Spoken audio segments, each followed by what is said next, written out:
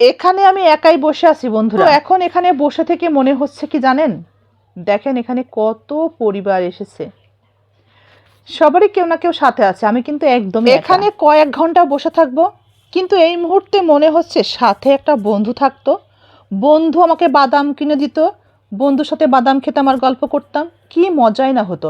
আচ্ছা ঠিক আছে, বন্ধু না দিক, আমি না হয় বাদাম কিনে বন্ধুকে দিতাম, দুজনে মিলে খেতাম আর গল্প করতাম, বাকিটার সময় কি মজাই না করতাম।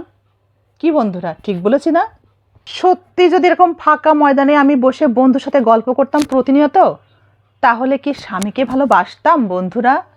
আপনারাই বলেন। যে স্বামীকে ভালোবাসে সে আমার মতো এভাবে একাই বসে থাকে, একাই সময় কাটায়। ঠিক আমার কিছু বন্ধুরা আছে স্ত্রীকে ভালোবাসে, সন্তানকে ভালোবাসে, একাই এভাবে সময় কাটায়। স্ত্রীকে ভালোবাসলে অন্য কোনো নারীর প্রয়োজন হয় না জীবনে, অন্য কোনো বান্ধবীর প্রয়োজন থাকে না জীবনে। আমার যেসব বন্ধুরা বাহিরে পর নারীকে নিয়ে ঘুরে বেড়ায়, বান্ধবীকে নিয়ে ঘুরে বেড়ায়, তারা কি স্ত্রীকে ভালোবাসে? বন্ধুরা আমার সেসব বন্ধুরা যারা বান্ধবীকে নিয়ে ঘুরে বেড়ান, তারা কি স্ত্রীকে ভালোবাসে? এই রিলসটি পোস্ট হওয়ার সাথে সাথে সবাই আমার উপরে রাগ করে কমেন্ট করবেন বেশি বেশি, ঠিক আছে? কিন্তু এখানে একা বসে কিন্তু আমি মিস করি, সত্যিই মিস করি, কাউকে না কাউকে মিস করি। এভাবে একা বসে থাকতে কারই বা ভালো লাগে বলেন? আমারও ভালো লাগে না আপনাদের মতো, তবু থাকতে হয় পরিবারকে ভালোবেসে, স্বামীকে ভালোবেসে। এটা সেই ক্যাম্পাস যা কোনো একখানে অতীতে ছেড়ে এসেছি।